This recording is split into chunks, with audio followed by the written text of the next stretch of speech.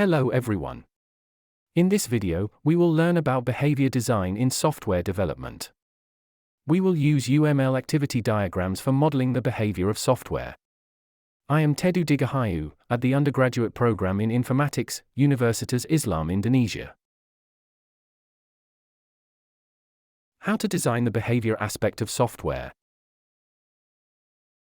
From the requirements analysis, we have obtained a number of functionalities that must be provided by the software. To facilitate understanding, this functionality can be modeled in a use case diagram or UCD. All use cases in the diagram are further detailed in their use case description. A use case description consists of the objective or purpose of the use case, the sequence of steps to execute the use case, and the system requirements to deliver the functionality of that use case. The sequence of steps to execute the use case can be modeled graphically in an activity diagram.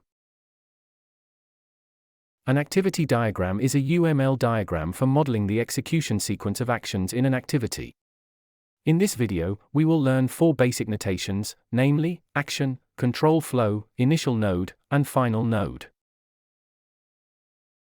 An action represents a step or a unit of executable functionality in an activity. Actions can be simple actions. For example, an action of edit customer data to change customer data in the database. Actions can also be complex actions. For example, a money transfer consists of several steps that must be carried out, namely record transactions, deduct money from the sender's account balance, and then add money to the recipient's account balance. The notation of an action is depicted as a rounded rectangle. The name of the action is written in the rectangle. It must start with an active verb. In this example, we have 2 actions, namely edit customer data and transfer money. The next notation is control flow. Control flow represents the execution order from a source action to a target action. Control flow is depicted as an arrow on the source action that points to the target action. In this example, we see that the action of receive order is followed by the action of send order. The action of receive order is the source action, while the action of send order is the target action. The target action can only be executed if the execution of the source action has completed.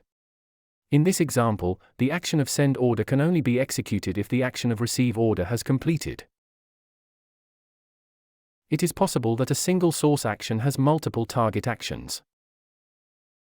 Here is an example. The source action of receive paper has a number of target actions, namely, review 1, review 2, and review 3. Each target action can be executed independently, because there is no dependency between one control flow and another. On the other hand, it is also possible that multiple source actions have a single target action.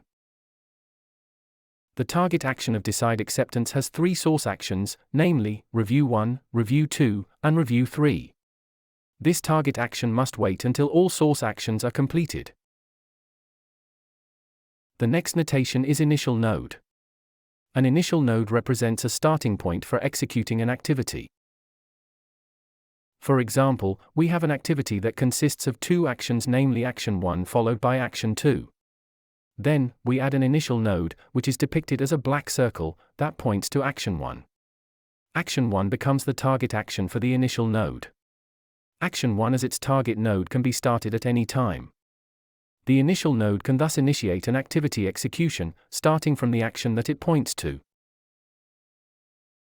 An activity may have multiple initial nodes. For example, an activity consists of 4 actions, namely, action 1, action 2, action 3, and action 4.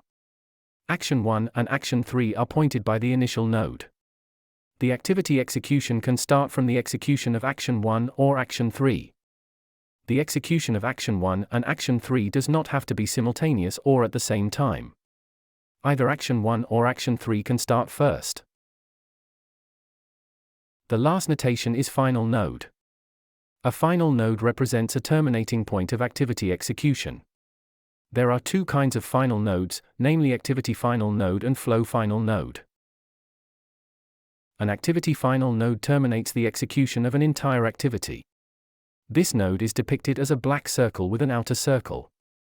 As we can see here, an activity consists of Action 5, Action 6, Action 7, and Action 8. Action 6 is followed by an activity final node. When this node is reached, the execution of the entire activity is terminated, even if Action 7 or Action 8 has not completed yet. A flow final node terminates an execution flow. This notation is depicted as a white circle with a cross. In this example, Action 8 is followed by a flow final node. When this final node is reached, the execution flow is complete. If Action 6 has not been or is being executed, the execution flow of Action 6 is continued. This was an explanation of behavior modeling using UML Activity Diagram. The notations discussed here are action, control flow, initial node, and final node. Thank you.